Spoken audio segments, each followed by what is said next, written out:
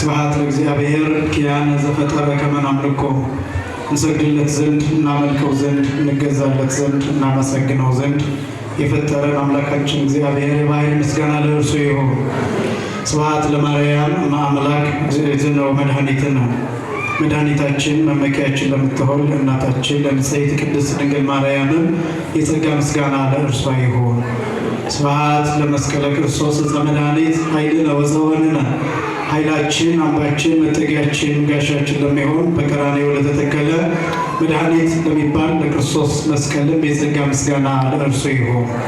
ክቡር አባታችን መልአከ ኃይል ቆሞስ አባ ተክለ ብርሃን ደስታ የዚህ ታላቅ ካቴድራል ዋና አስተዳዳሪ፣ ክቡር መልአከ ገነት ቆሞስ አባ ተክለ ማርያም አመኜ በአዲስ አበባ ሀገረ ስብከት የመንፈሳዊ ትምህርትና ስልጠና ክፍል ቆሳትና ቀሳውስት፣ ክቡራን ወንድሞች ዲያቆናት፣ ክቡራን ዘማሪያን፣ ክቡራን የእግዚአብሔር ልጆች አባቶች፣ እናቶች፣ ወንድሞችና እህቶች እንዲሁም ሕፃናት ሁላችሁም በልዑል እግዚአብሔር ስም እንደምን አደራችሁ? እንደምን አረፈዳችሁ? ማቴዎስ ወንጌል ምዕራፍ 6 ቁጥር 17 ላይ የሚገኝ ኃይለ ቃል ነው። ቅዳሴ ላይ የማቴዎስ ወንጌል ምዕራፍ 6 እንመለከታለን። የማቴዎስ ወንጌል ምዕራፍ 6 በዋናነት 3 ነገሮችን ብቻ የያዘ ነው። እንደሚታወቀው የማቴዎስ ወንጌል ምዕራፍ 5፣ ምዕራፍ 6፣ ምዕራፍ 7 እነዚህ 3ቱ ምዕራፎች የተራራው ስብከት እየተባሉ የሚጠሩ ጌታችን መድኃኒታችን ኢየሱስ ክርስቶስ በአንድ ቀን ለ5000 ሕዝብ በተራራ ጫፍ ላይ ያስተማረው ትምህርት ነው። እነዚህ 3ቱ ምዕራፎች በተራራ ስብከት ጌታችን ለ5000 ሕዝብ ያስተማረው ትምህርት ነው። ይሄኛው የማቴዎስ ወንጌል ምዕራፍ 6 ላይ የሚጠሩ የተጻፉበት ነው። አንደኛ ስለ ጾም ይናገራል፣ ሁለተኛ ስለ ጸሎት ይናገራል፣ ሶስተኛ ስለ ምጽዋት ይናገራል። እነዚህም 3 ክፍሎችን የያዘ ነው። እንግዲህ ጌታችን መድኃኒታችን ኢየሱስ ክርስቶስ ሰፋ አድርጎ ያስተማረው ትምህርትም ይሄ ነው። ምጽዋት፣ ጸሎት እና ጾም፣ እነዚህ 3ቱን ማለት ነው። እነዚህ መሰረታዊያን የክርስቲያን ስራዎች ተብለው ይጠራሉ። እነዚህ የሌሉት ክርስቲያን፣ እነዚህ የጎደሉት ክርስቲያን ማሰሮ ይዞ ብርሃን መብራት ዘይት እንደሌለው ሰው ይቆጠራል። ባዶውን እንደሚሄድ በስም ብቻ እንደሚጠራ ይቆጠራል። እና ጌታችን መድኃኒታችን ኢየሱስ ክርስቶስ አጽንዖት ሰጥቶ እነዚህን 3ቱን ምግባራት አስተምሯል። ደግሞ አስደናቂው እነዚህን 3 ምግባራት ስናደርጋቸው ከውዳሴ ከንቱ ነፃ መሆን እንዳለብን ጌታችን መድኃኒታችን ኢየሱስ ክርስቶስ በትኩረት አስተምሯል። ስለ ጾሙ ሲናገር አንትሙሰ ሶበ ትጸውሙ ኢትኩኑ ከመ መደለዋል፣ እናንተ ግን በምትጾሙበት ጊዜ እንደ ግብዞች አትሁኑ ብሎ ለሰው ዓይን ለመታየት እንዳናደርገው፣ ከሰዎች ምስጋና እንዳንጠብቅ፣ የከሰረ ምስጋና የከሰረ ውዳሴ ከንቱ የሆነ ውዳሴ፣ ማይረባ ምስጋና ማይጠቅም ምስጋና፣ ወደ ሕይወት የማይጠጋ በነፍስ ውስጥ የማይኖር ምስጋና ገንዘብ እንዳናደርግ ጌታችን መድኃኒታችን ኢየሱስ ክርስቶስ አስጠንቅቆ ነው። የተከበራችሁ ክርስቲያኖች፣ እንደሚታወቀው አሁን ያለንበት ወቅት የጌታችን የመድኃኒታችን የኢየሱስ ክርስቶስ ጾም ወይም ጾመ ኢየሱስ ተብሎ የሚጠራውን ጾም እየጾምን እንገኛለን። ይሄን አይደለም ጾም ያው እንደሚታወቀው በ3 ይከፈላል። አንደኛ የአዋጅ ጾም አለ፣ ሁለተኛ ደግሞ የግል ጾም አለ፣ ሶስተኛ ደግሞ በንስሐ አባቶቻችን አማካኝነት ቀኖና ተሰጥቶን የምንጾማቸው ጾሞች አሉ። አጠቃላይ ጾም በእነዚህ በ3ቱ ይከፈላል። እንግዲህ የግል ጾም ሲባል በራሳችን ተነሳሽነት የምንጾማቸው ጾሞችን ስለሚኖሩ የግል ጾም የሚባለው ለዛ ነው። የአዋጅ ጾም ግን የሚባለው በዓመት ውስጥ ያሉት 7ቱ አጽዋማት እነዚህ አዋጅ አጽዋማት ተብለው ይጠራሉ። ይሄ ለውዳሴ ከንቱ አይሆንም። እየጾሙ ነው ማለት ውዳሴ ከንቱ ይሆናል ማለት አይደለም። ነገር ግን ሰዎች እንዲያመሰግኗችሁ ብላችሁ አታድርጉት ነው። በሌላ ቦታ መጸለይ፣ በመንገድ መጸለይ፣ በመስሪያ ቤት መጸለይ፣ መኪና ውስጥ መጸለይ፣ ትምህርት ቤት ውስጥ ሆኖ ጊዜ ከተገኘ መጸለይ፣ እነዚህ ነውር ናቸው ማለት አይደለም። ግን ምስጋና ፈልጋችሁ አታድርጉት ነው። የምትጾሙበትን ጾም አርአያ እንዲሆን ምሳሌ እንዲሆን ለሌሎች አታሳውቁ ማለት አይደለም። ነገር ግን ከሰው ምስጋና ውዳሴ አትፈልጉ ነው። ዋናው ቁም ነገር ለማን ነው የምታደርጉት ነው። አማን ብለክሙ ይላል ጌታ። በጣም የሚያስደነግጠኝ ቃል ነው። ለሰዎች ብለው የሚያደርጉ ሰዎች አማን ብለክሙ ሀብሉ እሴቶሙ፣ እውነት እላችኋለሁ ዋጋቸውን አጡ ይላል። ለምን ቢባል ለሰው ብለው ከጾሙት ሰው ያመሰግናቸዋል፣ ከእግዚአብሔር ግን የሚያገኙትን ዋጋ ያጣሉ። ከምድር ያገኛሉ፣ ከሰማይ ግን ያጣሉ። በምድር ይከበራሉ፣ በሰማይ ግን ይራቆታሉ። ከዚህ እግዚአብሔር ሁላችንን የሚሰውረን። ስለዚህ ለውዳሴ ከንቱ አታድርጉት ነው። መቁረብ ክርስቲያን መሆኑ ውዳሴ ከንቱ አይደለም። ነጠላ መልበሱ ውዳሴ ከንቱ አይደለም። ቤተክርስቲያን ልሄድ ነው ብሎ መምጣትም ውዳሴ ከንቱ አይደለም። ላስቀድስ ነው ማለትም ውዳሴ ከንቱ አይደለም። ሱባኤ ልይዝ ነው ማለትም ውዳሴ ከንቱ አይደለም። ውዳሴ ከንቱ ፈልጋችሁ ግን አታድርጉት ነው። ሰዎች እንዲያመሰግኗችሁ ብላችሁ አታድርጉት ነው። ለአርአያነት ለምሳሌነት የሚደረግ ነገር ሁሉ ለሁሉም ነገር ተደብቀን እንድናደርገው የሚያደርግም አይደለምና በአግባቡ መረዳት ይፈልጋል። ስለዚህ ስትጾሙ እንደ ግብዞች አትሁኑ። እነሱ ምን ያደርጋሉ ቢባል ፊታቸውን ይቋጥራሉ፣ ሰውነታቸውን ያጠወልጋሉ፣ እንደ ጾሙ ሰውን እንዲያውቅላቸው ጥረት ያደርጋሉ። እናንተ ግን እንደ ጾማችሁ ሰው እንዲያውቅላችሁ ብላችሁ አትጨነቁ ብሎ ከውዳሴ ከንቱ እንድንርቅ ጌታችን መድኃኒታችን ኢየሱስ ክርስቶስ አስተምሮናል። እናንተ ግን በምትጾሙበት ጊዜ ብሎ ሁለት ነገሮችን ያስቀምጣል። አንደኛ ራሳችሁን ተቀቡ፣ ሁለተኛ ፊታችሁን ታጠቡ ይላል። ርዕሳችን ፊታችሁን ታጠቡ፣ ፊትህን ታጠብ፣ ፊታችሁን ታጠቡ። ግዕዙ እጽቡ ገጸክሙ ይላል፣ ፊታችሁን ታጠቡ ይላል። አማርኛው መጽሐፍ ቅዱስ ደግሞ ፊትህን ታጠብ ይላል። ለእናንተ በሚገባችሁ የምታገኙት አማርኛው ስለሆነ ፊትህን ታጠብ በሚል ሶስት ነገሮችን ብቻ ያስቀምጣል። ፊትህን መታጠብ በሶስት ነገሮች የሚገለጥ ነው። አንደኛ በስጋ መታጠብ፣ ሁለተኛ በመንፈስ መታጠብ፣ ሶስተኛ በነፍስ መታጠብ። ወይም ደግሞ የመጀመሪያው በውሃ መታጠብ፣ ሁለተኛ በእግዚአብሔር ቃል መታጠብ፣ ሶስተኛ ደግሞ በእንባ መታጠብ። በተርጉማኑ እነዚህን ሶስት ነገሮችን አስቀምጠው መታጠብ የሚለው ሶስት ነገሮችን የሚያሳይ ነው። አንዱ በስጋ መታጠብ፣ ሁለተኛው በመንፈስ መታጠብ፣ ሶስተኛው በነፍስ መታጠብ። የመጀመሪያው ስጋን ማጠብ፣ ሁለተኛው መንፈስን ማጠብ፣ ሶስተኛው ነፍስን ማጠብ። የመጀመሪያው በውሃ መታጠብ፣ ሁለተኛው በእግዚአብሔር ቃል መታጠብ፣ ሶስተኛው ደግሞ በእንባ መታጠብ ወይም በንስሐ መታጠብ። እነዚህን ሶስት ነገሮችን የሚያመለክት ነው። በጣም አስደናቂው ጌታችን መድኃኒታችን ኢየሱስ ክርስቶስ የመጀመሪያው በመታጠብ አንቀጽ በመታጠብ ጽንሰ ሐሳብ የተናገረበት ምክንያት ስጋዊ ንጽህና መጠበቅ እንደሚገባ ጭምር የሚያሳይ ነው። ስርዓተ ቤተክርስቲያን ይሰበክበታል። ይሄ ትምህርት ይሄ ቃል ፊትህን ታጠብ የሚለው በፍትሐ ነገሥት አባቶቻችን በአንቀጸ ጸሎት ያስቀመጡት ለጸሎት ስትቆም እንኳን ቤተክርስቲያን ስትሄድ ይቅርና ለጸሎት ስትቆም ታጥበህ ቆም በእግዚአብሔር ፊት ይላል ፍትሐ ነገሥት። ውሃ እንኳን ብታጣ መብራቅህ ፊትህን አባብሰው እጅህን ጠራርገው ይላል እና ታጥበህ በእግዚአብሔር ፊት ቁም ይላል። ንጽህናን ያሳያል። እንኳን ቤተክርስቲያን ሲኬድ ይቅርና በስርዓተ ቤተክርስቲያን ትምህርት ወይም የቤተክርስቲያን ስርዓት በምንባልበት ትምህርት ማንኛውም ሰው ወደ ቤተክርስቲያን ሲመጣ ንጹህ ልብስ መልበስ አለበት። ንጹህ ነገር ማድረግ አለበት። የበዛ ጠረን ያለው የበዛ ሽታ ያለው ሽቱ እንኳን መቀበት የለበትም። ሌሎችን እንዳይረብሽ፣ ሌሎችን እንዳያስጨንቅ፣ የሚቆርቡ ሰዎችን እንዳያስጨንቅ። ሌላው ቀርቶ የበዛ ሽቱ ተቀብቶ መምጣት የሚቆርቡ ሰዎች፣ አለርጂ ያለባቸው ሰዎች ሽቱ በኃይል ሲሸታቸው ሊያስነጥሳቸው ይችላል። ፈሳሽ በአፍንጫቸው ይመጣል። በዚህ ምክንያት ከመቁረብ ይከለከላል። አንዱ ቅዱስ ሥጋውን ክቡር ደሙን ለመቀበል ከሚከለከልበት መከልከል አንዱ ፈሳሽ ከአፍንጫ የሚወጣ ከሆነ፣ ደም የሚወጣ ከሆነ፣ የተለያየ አይነት የነስር እነዚህ የሚወጡ ከሆነ በዚህ ምክንያት አንድ ሰው ሥጋውን ደሙን እንዳይቀበል ይከለከላል። ስለዚህ ጥንቃቄውን ተመልከቱ። ንጽህናን መጠበቅ ይገባል።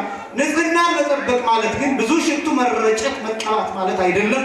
በአግባብና በልክ በስርዓትና በመጠን ማድረግ እንደሚገባ ማሳየት። ይሄ ስርዓተ ቤተክርስቲያን የሚሰበክበት ነው።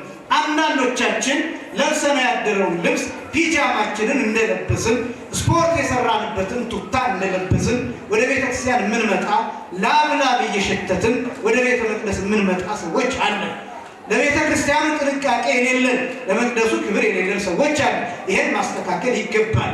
ንጽህናን መጠበቅ መታጠብ፣ በንጹህ ውሃ መታጠብ እንደሚገባ ማሳየት የሚችል ትምህርት ነው። የመጀመሪያ ስጋዊ መታጠብ የሚባለው ይሄ እንዳይሰፋብኝ እዚህ በላይ ነው። ሁለተኛው በመንፈስ መታጠብ ወይም በእግዚአብሔር ቃል መታጠብ የሚባለው አሁን ጌታችን መድኃኒታችን ኢየሱስ ክርስቶስ ፊትን ታጠብ ብሎ ፊትን በመታጠብ ብቻ ግስ የተናገረው ለምንድን ነው ቢባል ከአምስቱ የስሜት ሕዋሳት እንደምታውቁት አራቱ ዋኖቹ የስሜት ሕዋሳት የሚገኙት ፊታችን ላይ ነው። ለምሳሌ ዓይናችን ያለው ፊታችን ላይ ነው። አፍንጫችን ያለው ፊታችን ላይ ነው። ጆሮአችን ያለው ፊታችን ላይ ነው። አንደበታችን ያለው ፊታችን ላይ ነው። እነዚህ ዋኖቹ የሚባሉት የስሜት ሕዋሳቶቻችን ፊታችን ውስጥ ይገኛሉ። መታጠብ ፊትህን ታጠብ ማለት በወንጌል በእግዚአብሔር ቃል ዓይንህን ታጠብ፣ ጆሮህን ታጠብ፣ አንደበትህን ታጠብ፣ አፍንጫህን ታጠብ ማለት ነው። በእግዚአብሔር ቃል በእግዚአብሔር ቃል እነዚህን የስሜት ሕዋሳት መታጠብ ማለት ነው ቢባል ጆሮአችን የእግዚአብሔርን ቃል እንዲሰማ ማድረግ፣ አፍንጫችን የዕጣኑን መዓዛ እንዲያሸት ማድረግ፣ አንደበታችን ስለ እግዚአብሔር፣ ስለ ወንጌል፣ ስለ ጌታ እንዲናገር ማድረግ፣ ስለ ቅዱሳን እንዲመሰክር ማድረግ፣ መልካም ነገር እንዲናገር ማድረግ፣ ማስገዛት፣ ዓይናችን በጎ ነገር እንዲያይ፣ መቅደሱን እንዲያይ፣ ክርስቶስን እንዲያይ፣ መስቀሉን እንዲያይ፣ ይሄን እንዲያይ ማድረግ ማለት ነው። ማዘዝ መታጠብ ማለት ይሄ። ጆሮዎቻችን ዛሬ ብዙ ነገር ይሰማሉ። አንደበታችንም በጣም የብዙዎቻችን ያልተገራ ነው። ክፉ እንናገራለን። ክፉ ቃል የበዛበት ዘመን ነው። ስድብ የበዛበት ዘመን ነው። ትችት የበዛበት ዘመን ነው። አስጨናቂ ዘመን ነው። ይሄ አንደበት በዚህ ጾም የሚከለከልበት ዘመን ነው። ቅዱስ ያሬድም በጾመ ድጓው እንደተናገረው እንደደረሰው ዓይን ይጹም እጅ ይጹም እያለ እንደተናገረው እነዚህም በእግዚአብሔር ቃል የምንጠብቅበትን ምስጢር የሚያሳይ ነው። ስለዚህ ፊትህን ታጠብ፣ በእግዚአብሔር ቃል ታጠብ ማለት ነው ሁለተኛው። ሶስተኛው ነፍስን መታጠብ። ይሄኛው በእግዚአብሔር ቃል መታጠብ መንፈስን መታጠብ ተብሎ ይገለጣል። የመጨረሻው ነፍስን መታጠብ። ነፍስን መታጠብ ደግሞ በንስሐ እንባ ማጠብ። የመጨረሻው ፊትህን ታጠብ፣ በንስሐ እንባ መታጠብ ወይም በእንባ መታጠብ በቤተ ክርስቲያን በጣም ወሳኝ ክፍል ነው። ይሄ ክፍል በነገራችን ነው ማልቀስ፣ በእግዚአብሔር ፊት ማልቀስ። እነዚህ በአራት ተከፍሎ ተቀምጧል። አባቶቻችን ያስቀመጡት፣ መተርጉማን ያስቀመጡት ሰው በአራት ወገን ማልቀስ አለበት ብለው አስቀምጧል። አንደኛ የራሱን ኃጢአት አስቦ ማልቀስ አለበት፣ ፊቱን መታጠብ አለበት በእንባ። ሁለተኛ የባልንጀራውን ኃጢአት አስቦ ፊቱን በእንባ ማጠብ አለበት። ሶስተኛ ግፍአ ሰማዕታትን ወይም የሰማዕታትን ሞት፣ የሰማዕታትን መከራ፣ የሰማዕታትን መገፋት አስቦ ማልቀስ አለበት፣ ፊቱን በእንባ ማጠብ አለበት። አራተኛ ሞተ ወልደ እግዚአብሔር፣ የክርስቶስን ሞትና መከራ፣ ስቃይ፣ መገረፍ ይህን እያሰበ ማልቀስ፣ ፊቱን በእንባ ማጠብ አለበት ብለው እነዚህን አራቱን አስቀምጠዋል። የመጀመሪያ የራስን ኃጢአት አስቦ ማልቀስ ማለት የመጀመሪያው ንስሐ መግባት ማለት ነው። ይህን የሚያሳየን። ሁለተኛው ግን ንስሐ መግባት ብቻ ሳይሆን ንስሐ ገብተን ቀኖናው ከተሰጠን በኋላ ቀኖናውን በምንፈጽምበት ጊዜ፣ ስግደቱን በምንሰግድበት ጊዜ፣ ጸሎት በምናቀርብበት ጊዜ፣ በእነዚህ ጊዜ ማልቀስ ይገባል። የራስን ኃጢአት አስቦ ማልቀስ በእነዚህ ጊዜያት ብቻ አይደለም። በቤተ መቅደሱ ሆኖ በእግዚአብሔር ፊት በቅዱሳት ስዕላት ፊት ማልቀስ ይገባል። ክርስቲያን በቀን ውስጥ ቢያንስ አንድ ጊዜ ማልቀስ አለበት። ክርስቲያን በቀን ውስጥ አንድ ጊዜ ማልቀስ አለበት። ማልቀስ የተሰበረ ልብ ምሳሌ ነው። ማልቀስ የነፍስ መታጠብ ነው። ማልቀስ የውስጥ መታጠብ ነው። በጣም ብዙዎቻችን ሲከፋን የምናለቅስባቸው ሁኔታዎች ይኖራሉ። ግን የተከበራችሁ ክርስቲያኑ በእግዚአብሔር ፊት ማልቀስ ይገባል። አንዳችም ቦታ የትም ቦታ እንባችሁን ለሌላ አታሳዩ፣ በእግዚአብሔር ፊት ግን አልቅሱ። እንባችሁን ለሌላ ሰው አታሳዩ፣ ለእግዚአብሔር ግን አሳዩ። እንባችሁን ሌላ ቦታ አታፍሱት፣ እዚህ ግን አፍሱት። በቅዱሳት ስዕላቱ ፊት አፍስሱት፣ በድንግል ማርያም ፊት አፍስሱት፣ በበሩ አፍስሱት። ወንድ ነኝ ብለህ አላለቅስም አትበል፣ በእግዚአብሔር ፊት ግን አልቅስ። በእግዚአብሔር ፊት ራስን አዋርድ፣ በእግዚአብሔር ፊት ራስን ዝቅ አድርግ። ፕሮቶኮል አይሰራም። እዚህ ፕሮፌሰርነት እዚህ አይሰራም። ዶክተርነት እዚህ አይሰራም። መሐንዲስነት እዚህ አይሰራም። በሌላ ቦታ ብዙ ሰራተኛ ልታዝ ትችላለህ። ብዙ ንብረት ልታንቀሳቀስ ትችላለህ። የከበረ የተከበረ ዕቃ መኪና ምናምን ሊኖር ይችላል። በጣም ውድ የሆነ በጣም በብዙ ዋጋ የተሰራ ቤት ሊኖር ይችላል። በእግዚአብሔር ፊት ግን ምንም ነህ። ስለዚህ አልቅስ። ያንተ ክብር እዚህ አይሰራም። በእግዚአብሔር ፊት መሟሟት አለብህ። በእግዚአብሔር ፊት መነጠፍ አለብህ። ለእኛ አይደለም የምትሰግዱት፣ ለእኛ አይደለም ዝቅ የምትሉት፣ ለእኛ አይደለም ክብራችሁን የምትሰጡት፣ ለአምላካችሁ ነው፣ ለፈጠራችሁ ነው። በእግዚአብሔር ፊት አመድ ነህ፣ በእግዚአብሔር ፊት ትቢያ ነህ፣ በእግዚአብሔር ፊት አፈር ነህ፣ በእግዚአብሔር ፊት ትል ነህ። ስለዚህ በእግዚአብሔር ፊት ራስን ዝቅ አድርግ። ወንድ ነኝና አላለቅስም አይሰራም። ፕሮፌሰር ነኝና አይኔ ላይ እንዴት እንባ ይታያል በእግዚአብሔር ፊት የሚለው እሱ አይሰራም። ስለዚህ ራስን ዝቅ አድርግ። አገሪቱ ያለችበትን ሁኔታ አስበው።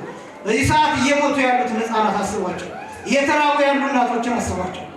እየተራቡ የሚያጠሩ በጣም በዚህ ዘመን አስጨናቂ የሆኑ ነገሮችን ትመለከታላችሁ። በየጦርነቱ ያሉ ይህን ማሰብ ይገባል። እና በእግዚአብሔር ፊት ደረትን መንፋት አይደለም፣ በእግዚአብሔር ፊት መሟሟት ነው የሚያስፈልገው። ስለዚህ ራስን ኃጢአት አስቦ በእግዚአብሔር ፊት ማልቀስ።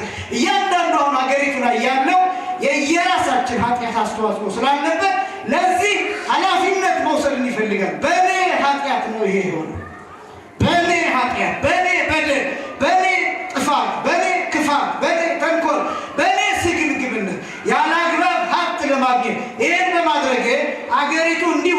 አጥፍታለችና ይቅር በለኝ ብሎ በእግዚአብሔር ፊት መውደቅን ይፈልጋል። ይሄ ነው የራስን ኃጢአት አስቦ ማልቀስ። ሁለተኛው የባልንጀራን ኃጢአት አስቦ ማልቀስ። በዚህ ዘመን ልናለቅስላቸው የሚገባ በጣም ብዙ ናቸው። ከሃይማኖት ስለወጡት ሰዎች፣ ስለ ካዱት ሰዎች፣ ቤተ ክርስቲያኒቷን ያለማቋረጥ ስለሚሰድቧት ሰዎች፣ ያለማቋረጥ የጌታን እናት ስለሚያዋርዷት ሰዎች፣ ስለ እነዚህ ሰዎች ጭምር ማልቀስ አለብን። ጎበዝ ማልቀስ አለብን። ይህን ኃላፊነት እኛ ነን የምንወስደው። እነሱማ ተይዘዋል። ክፉ መንፈስ ያናግራቸው፣ ክፉ መንፈስ እንዲያብዱ ያደርጋቸው። ያለማቋረጥ እንዴት ድንግል ማርያም ትሰደባለች? እንኳን ድንግል ማርያም ይቅርና እንዴት እኔ እሰደባለሁ? ሌላውስ እንዴት ይሰደባል? ሰው እንዴት ይሰደባል? ፍጥረት እንዴት ይሰደባል? እግዚአብሔር የፈጠረው ነገር ውሻስ ቢሆን ለምን ይሰደባል? እግዚአብሔር የፈጠረውን ፍጥረት ማክበር ሲገባ እንዴት የጌታን እናት ከፍ ዝቅ አድርጎ መናገር ይገባል? ሀገር የሰራች ቤተክርስቲያን፣ ታሪክ የጠበቀች ቤተክርስቲያን፣ ፊደል የምትቀርጽ ቤተክርስቲያን፣ እውቀት የሰጠች ቤተክርስቲያን፣ ጥበብ ያላት ቤተክርስቲያን እንዴት ከፍ ዝቅ ተደርጋ ትሰደባለች? ይሄ እኮ ሞራል የሌለው ኖርም የሌለው ስነ ምግባር የሌለው እንዲህ አይነት ሰዎች ናቸው እኮ የሚያደርጉት። ለእነዚህ ሰዎች ማልቀስም ጭምር ይገባናል። የባልንጀራን ኃጢአት አስቦ ማልቀስ ይሄ ሁለተኛ። ሶስተኛ ግፋ ሰማዕታትን፣ የሰማዕታትን መከራ አስቦ ማልቀስ ይገባል። ከጥንት ጀምሮ ከነ አቤል ጀምሮ በቤተ መቅደስ ውስጥ ከተገደሉት እስከ ዘካርያስ ድረስ በብሉይ ኪዳን፣ በአዲስ ኪዳን ከቅዱስ እስጢፋኖስ ጀምሮ እስከ ዛሬ ድረስ አሁንም አንገታቸው እየተቀላ በመሰዊያው በመቅደሱ ፊት ስለሚታረዱት ካህናት ጭምር ማልቀስ ይገባል። ስለተገፉት ሰማዕታት፣ ያለማቋረጥ ስለሚታረዱት ክርስቲያኖች፣ ስለሚታረዱት ካህናት፣ ያገለገሉ ስለሚሞቱት አባቶች ስለነሱ ማልቀስ ይገባል። ግፋ ሰማዕታትን አስቦ ፊትህን በእንባ ማጠብ ይገባል። ስለዚህ በእንባ ፊትህን ታጠብ። የመጨረሻው ሞተ ወልደ እግዚአብሔርን አስቦ ማልቀስ ይገባል። ሞተ ወልደ እግዚአብሔርን አስቦ ማልቀስ ማለት የጌታን መከራ። የዚህ ጾም ዓላማ ይሄ ነው። የተከበራችሁ ክርስቲያኖች ጨርሻለሁ። የክርስቶስን ጾም መጾም ማለት የኢየሱስ ጾም መጾም ማለት በቆሮንቶስ የጾመውን ጾም ማሰብ ብቻ አይደለም፣ አጠቃላይ መከራውን ማሰብ፣ አጠቃላይ መከራውን ማሰብ፣ የተገረፈውን ግርፋት ማሰብ፣ መስቀል ተሸክሞ የተደፋውን ማሰብ፣ ራቁቱን መስቀል ላይ የቃተተውን ማሰብ፣ በችንካር ከመስቀሉ ጋር የተጣበቀበትን መከራ ማሰብ፣ ደሙን ማሰብ፣ ስቃዩን ማሰብ፣ እንባውን ማሰብ። ጌታ ያለቀሰባቸው ጊዜያት አሉ። በወንጌል የተጻፈ 4 ጊዜ አልቅሷል። ስለ አልዓዛር ያለቀሰው ለቅሶ አለ፣ ስለ ኢየሩሳሌም ያለቀሰው ለቅሶ አለ፣ ስለ ይሁዳ ያለቀሰው አለ፣ ስለ ሁላችን ደግሞ ማታ ሐሙስ ማታ ያለቀሰው። ይሄ ሁሉ ይታሰባል። ጾመ ኢየሱስ ማለት ይሄ ነው። ንገሯቸው ለሌሎቹ ኢየሱስ የጾመውን ጾም እንጾማለን ስትሉ በምድረ በዳ 40 ቀንና 40 ሌሊት መቆየቱን ብቻ አይደለም የምናስበው በሏቸው። የምናስበው መከራውንም በሏቸው።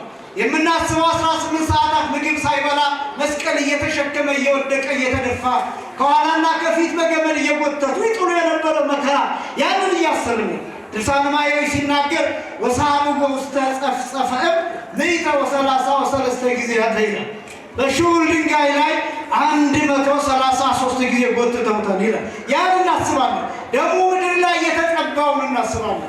ደግሞ ምድር ላይ የተረጨውን እናስባለን። በጅራፍ ጫፍ የተበተነውን ስጋ፣ ቀራንዮ ምድር ላይ የተፈረፈረውን ስጋ እሱን እናስባለን። መስቀል ላይ ሆኖ የጮኸውን 7ቱን ጩኸቶች እነሱን እናስባለን። እየጮኸ የሞተውን፣ እየደቀቀ የሞተውን፣ እየቃተተ የሞተውን እሱን እናስባለን። ሞተውን ለእግዚአብሔር ማሰብ ይባላል። ይሄን እያሰብክ ፊትህን ታጠብ በእንባ። ይሄን እያሰብክ ፊትህን እጠበው በእንባ። ነፍስህን እጠባ፣ ሰውነትህን እጠባ፣ መንፈስህን እጠበው፣ ማንነትህን እጠበው፣ ንጹህ አድርገው። ስታለቅስ ርኅሩህ ትሆናለህ። ስታለቅስ ንጹህ ትሆናለህ። ስታለቅስ ረፍት ታገኛለህ። በእግዚአብሔር ፊት እንባህን ስታወጣው ጭንቀትህ ይራገፋል። ስለዚህ ኃጢአት ከመስራት ትቀንሳለህ። ወደ መንፈሳዊ ልዕልና፣ ወደ መንፈሳዊ ከፍታ መምጣት ትጀምራለህ። ፊትህን ታጠብ የሚለው ይሄ ነው። ራሳችሁን ተቀቡ የሚለው ደስታን ያዙ፣ ፍቅርን ያዙ የሚል ምስጢር ያለው ነው። ሰፊ ሀሳብ አለው። ከጊዜ አንጻር ከዚህ በላይ ለመሄድ የሚያስቸግር ይሆናል። አምላካችን እግዚአብሔር በንስሐ ፊታችንን ታጥበን፣ በእንባ ፊታችንን ታጥበን፣ ስጋችንን፣ ነፍሳችንን፣ መንፈሳችንን አጥበን በእግዚአብሔር ፊት ንጹሐን ቅዱሳን ሆነን ቅዱስ ሥጋውን ክቡር ደሙን እንድንቀበል የአምላካችን ቅዱስ ፈቃዱ ይሆንልን። ያስተማረን የአባቶቻችን አምላክ እግዚአብሔር ይክበር ይመስገን። ወስብሐት ለእግዚአብሔር።